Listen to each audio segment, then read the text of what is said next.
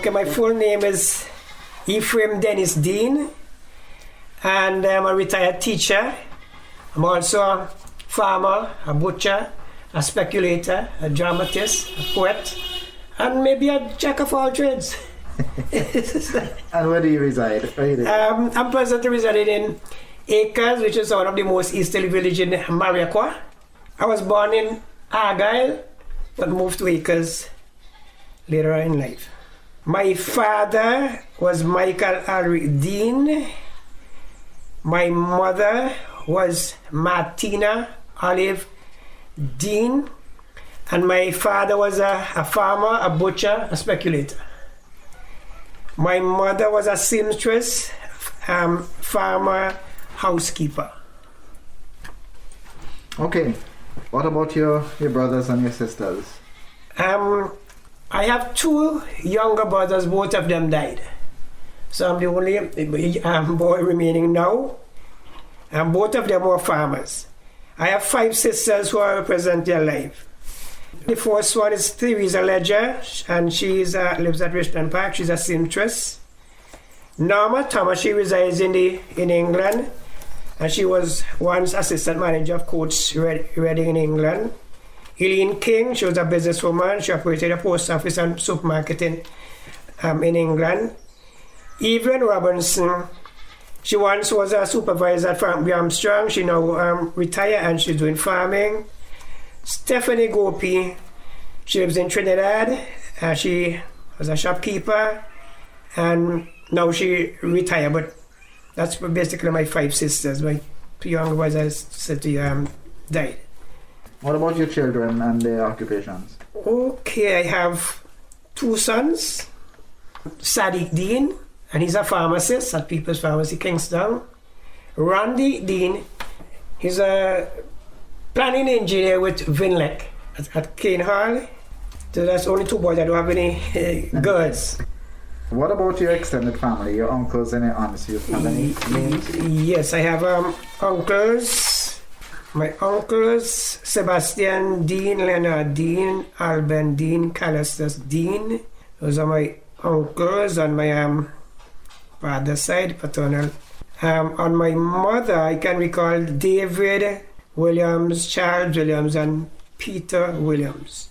My aunts, I can recall Agnes Douglas, Elita Patterson, Jean Deane, and Bertha Williams. Those are what I can recall at the moment. Maybe I have more. Okay, but some of them are maybe already. What about your grandparents? Do you know their names and their occupations? Yes, I know my grandparents' names and their occupations. My grandfather was Joseph Deane. They also call him Willie or Bookie Deane. My grandmother was, these are my paternal grandmother now, Florence Hadley, and she was from Chile, Georgetown, right? And they were mostly farmers. My grandfather was also a butcher, just like my father. So this butcher was from grandfather, father, right up to me now. Okay. Yes. My great-grandmother was Mary Madhu. That was her Indian name, I heard. My grandfather was called Kaludin, I understand. And they used to call my grandmother Putidin. But I understand also she was also called Mary Madhu. That might have been her Indian name, I'm suggesting. Right? That's what the information I have. So, but you know, these things are back so long, so that. Okay, and that's your great-grandparents? My great-grandparents. Okay. Really. Do you know where your grandparents lived, where they resided? My great-grandparents came from India. Mm-hmm. Kaludin, I understand, came to St. Vincent when he was about 10 or 12 years old. Right? Maybe my great-grandmother may be from India as well. When they came, I understand that my great-grandfather, when he came as a child here, he used to wear like a piece, something like a diaper called, is it a dhoti? I'm not sure if it's dhoti they call it. That's what he used to wear, and something tied around his head. That's what I was told. right? And then they lived first in Argyle. That's my great-grandparents. Then my great-grandfather went to Peruvian Vale Estate, Spring Peruvian Vale Estate, and there was an overseer with the Hadleys on the Hadleys Estate. And he worked for many years, could have been over 20 years, I understand.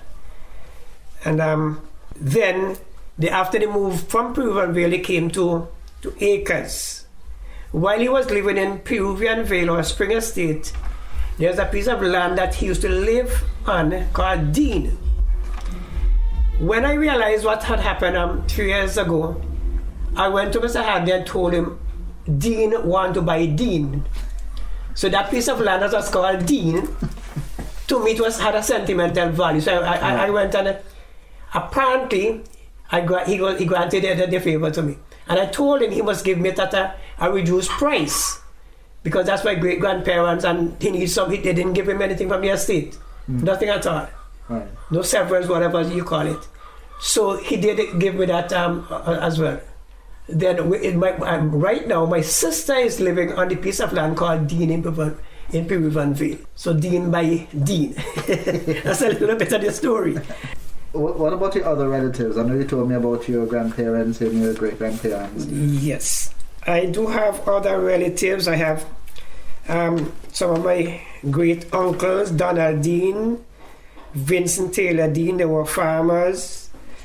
Some great-aunts, Dorothy Harry Yambo, Martha George. They were farmers. Also several cousins, Miss Cheryl Rodriguez, Auntie Shara, Leela Deane, Alonzo Deane, Lomax Deane, Jasmine Deane, and there are more. There are several more. Okay? It's a big family. Big family. But did you get any specifics from your grandparents to indicate, that their forefathers came directly from India? Yes, my father told me and my grandfather told me that Kalu Deane came from India. My grandfather told me as well that when Kalu Deane came down from India, they brought the ganja seeds in their pocket to St. Vincent. Because when he was living in Akers, he had a ganja tree in Akers. That's where Sonny Deane lives there now. Right. And he used to have this big ganja tree. When he come from work or in the garden or wherever, he would call the wife and say, bring the chilum for me. And he will put some of the ganja in it and take 2 pull and say, well, okay, when he finish eating that, this is to meditate now. And when he's ready to go to sleep, he'll take 2 more pull of the ganja. So, I don't know, from my own experience, from what I'm hearing from my grandparents and so on, it appears to me, I may be wrong, that the ganja plant was brought to St. Vincent by the Indians.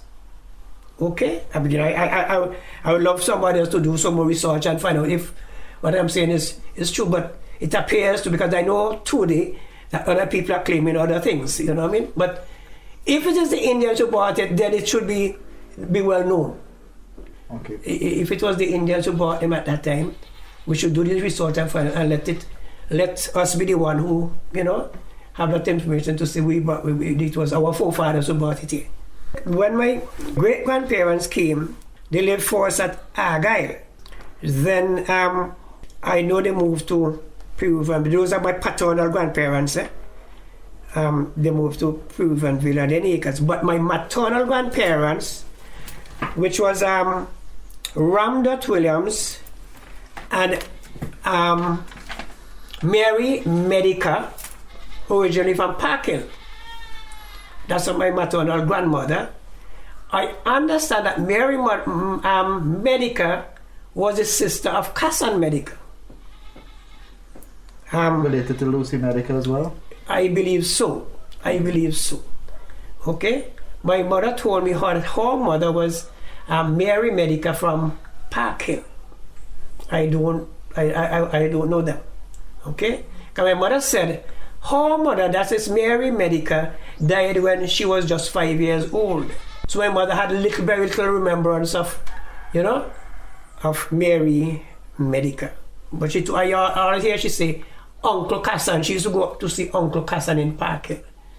So we apparently we have relatives in Park Hill, and but sometimes it's hard to trace them today because the younger people do not know. Well, I think I'm one of those because my grandmother is Lucy Medica. Lucy Medica Harry. Yes. That's great. In terms of you growing up, tell me a bit about that. You know, the type of foods that you ate. You know, dress and where you lived and how that all part of you growing up. That experience growing up. Okay. So in the early times now, I remember we lived first in thatch houses, and then board house.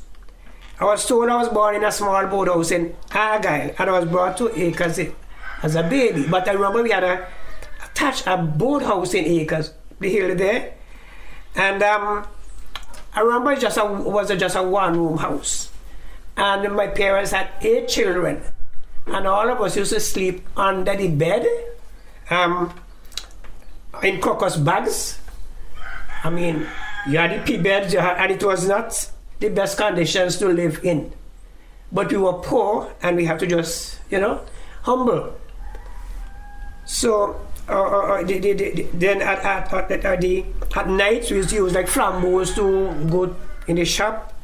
And I remember we riding donkeys. My father had 22 donkeys at one time. Oh. He was called a donkey Syrian. Yeah, but my father used to take donkeys from here and carry them all up to Georgetown Park in Sandy Bay and sell them. So that was his speculating, donkeys. So we had so many donkeys, and we used to ride and do donkey race and go to buy everyone everywhere on the donkey backs. But it was difficult. It was difficult days, but it helped to discipline us and make us humble people. In what religion were you a part of, growing up and even today? We were Roman Catholics in the early days, but now since I'm married, I've changed. Okay, since I'm married, we have now Church of God 7-day. But things have changed. But all of these religious organizations help to discipline us. But some of the things that you would hear your parents, your grandparents talk about, some of the tools they used to use, things in the kitchen, things in the farm. Remember any names? Yes, I remember some of the things that they used to use. I remember my mother used to use something called a conchol. My grandfather used to have something I think they call it a lota. I heard about the chilum, which is something a long pipe to smoke the ganja. I heard about the goblet. Well, the other modern tools, the cutters and so on, came in after. But as to the Indian, not a lot I can the things. I remember my mom used to use the control to put on. She used to put the garlic and the to burn something called pour rum or something like that with garlic and oil and put it on the fire. How would you say life is different now compared to when you were growing up now? Tell you something. Long ago, we didn't have the modern facilities. We have no water, no electricity, no proper roads and so on. But we survive. We use these 3 firestones. We go for wood. We drove the water from far away from Argyle River, Mespo River, and so on. But today, it is much different because we now have modern transportation. We have better housing facilities. You have TV, radio, computers, fridges, washing machines, and so on. Our standard of living is much better education. And people now have more rights and freedom, I think we have come a long way. At this point. But I enjoyed my life growing up because it helped me to be a disciplined person. Okay, and I'm sure when you were growing up you had some treasured memories, some things that you look back and smile about. Oh, yes. Tell me some about some of yes. those. My childhood days were, I would say, great at that time. Because we look forward at nights, after we finish looking after animals, go to school and so on and do our work, at nights we used to play, especially in the moonlight. And the neighbors, the children will come and we live happily. We play ring games like Gypsy in the Moonlight, Jane and Louisa, hide and seek, Koopy, Brung Girl in the Ring, Lucy coming out with a bunch of roses, and we had a happy time during the moonlight. We enjoy the ring games, and we tell stories. We tell stories about zombie stories, rungs, jack-o'-lantern, because we didn't have TV and so on to take up on computers and so on. So we find time to occupy, like that. So we just engage in positive things, though. Just talk stories, good stories, and so on. And sometimes my dad used to tell us little stories.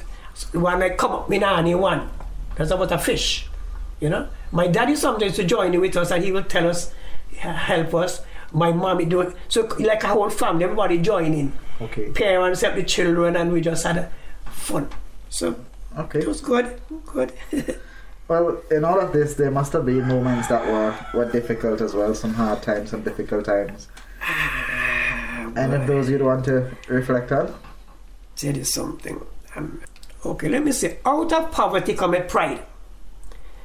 And when I look back at some of the things that we used to do, like the jog in the water, you come from school, and we went barefoot to school, very little clothes, we will have a few mangoes for our lunch, you put like that, and you drink some water.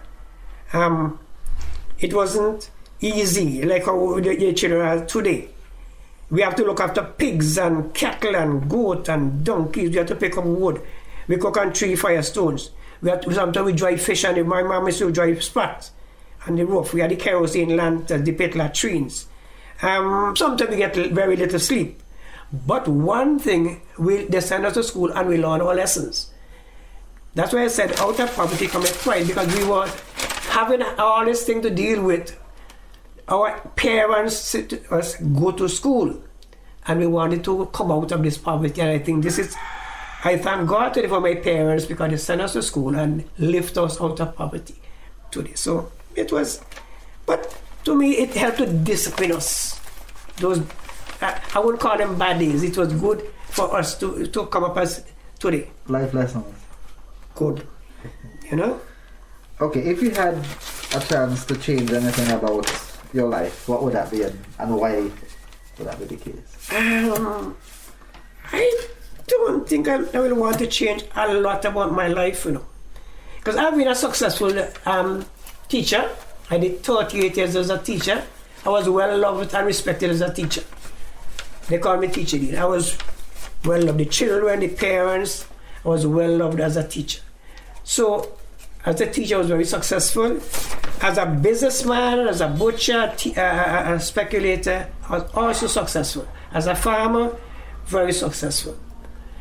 So I tried in every way to use my poor, humble beginnings and put it to use. One of the things I learned is to manage money. They say we are thrifty people, and it's something very good to learn. Learn money management and how to discipline yourself. You don't put your hat where you can't reach it. But aim high, aim for the sky. While you're getting all these difficult times, is to aim high. Take a good education and go high. That's some of the things I treasure.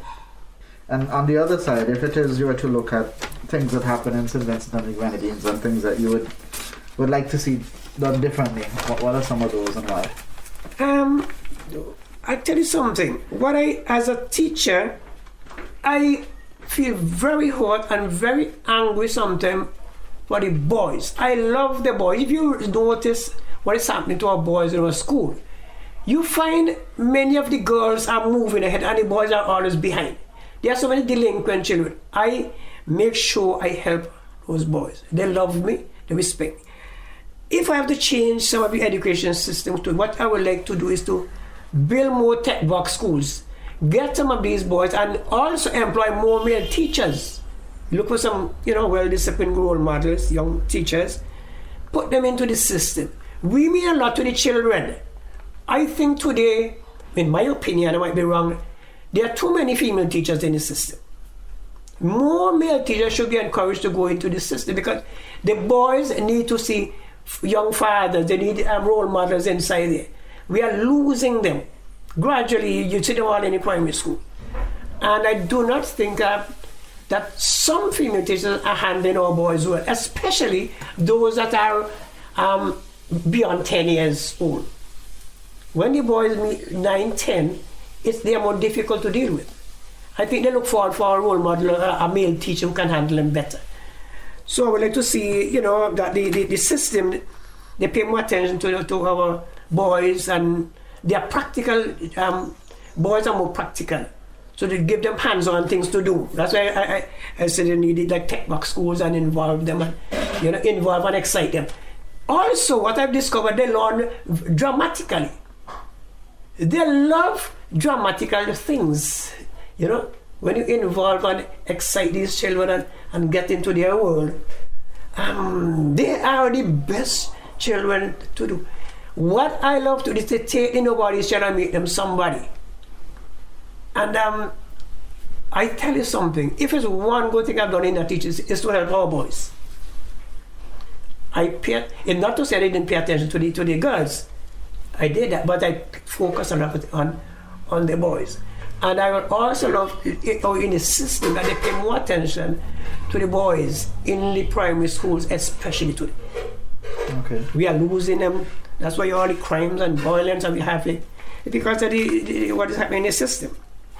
What about the SVG Indian Heritage Foundation? Do you know about it, and what do you know about the foundation? Yes, I know the Indian Heritage Foundation in St. Vincent. It's an organization that is set up to promote the life and culture of the East Indians in the past and in the present in St. Vincent.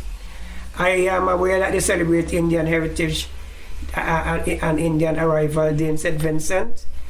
I know we continue to work with local, regional, and international organizations for the good of the Indian population in St. Vincent. I'm also aware that Dr. Arnold Thomas has spared a lot of work in St. Vincent on the Indian heritage and so on. Also, I know President Junior Bacchus is the president of the foundation. And apart from that, Ms. Rini Batista was also quite involved in spearheading some of these things. And I want to, congratulate her for the work she would have also helped to do locally. And also encourage more people to get on board with our organization. Okay. What would you like to see in terms of the foundation accomplish? I'll tell you something, Colville. The National Trust has 3 acres of land at Argyle, next to the Argyle International Airport.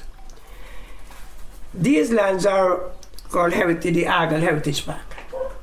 I don't know if you're aware of it, but I'm telling you. And now, if there's 3 acres of land available there, the contribution the Indian population made to Argyle, we should be given some part of that land to build a home for the Indians.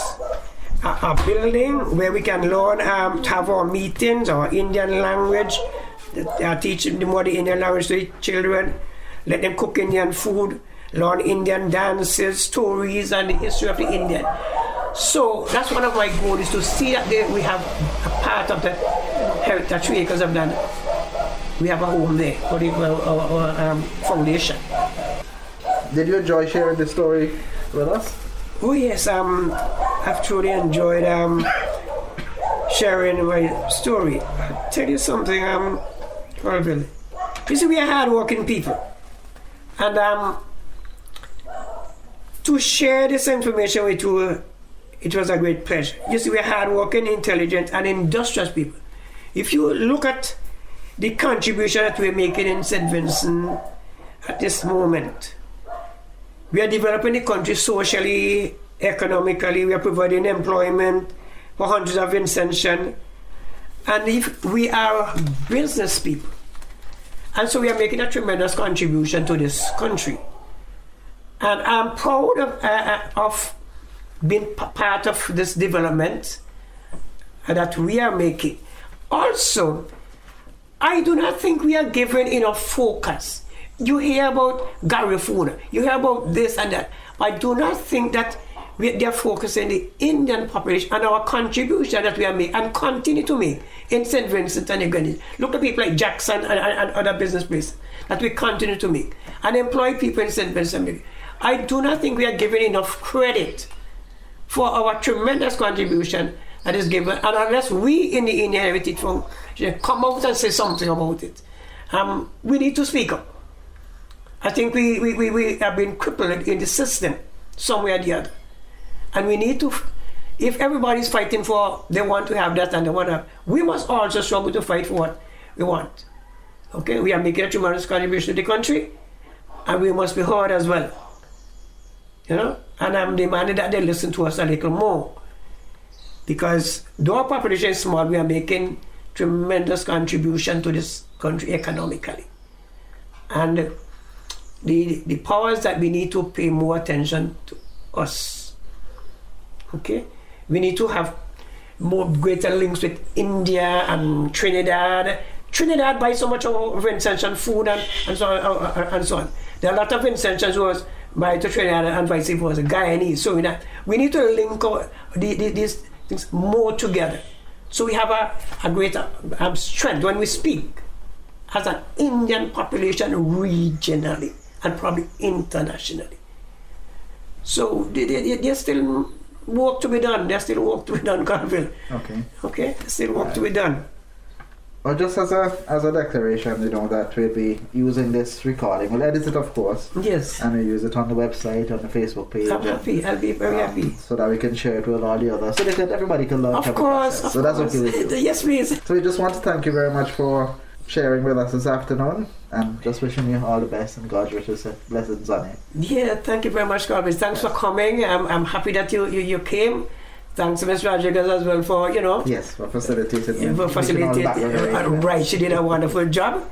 Thanks for coming. And I hope this is not your first visit to Akers. No, last time I was here was not Sunny Deane. Right. Yes. So, and it was nice having you. And I know you're making a contribution to St. Vincent and you're on the radio station now. Yeah. Thanks very much. You're doing an extremely good job there. I listened to you at times. So, it was nice having you today. Thanks.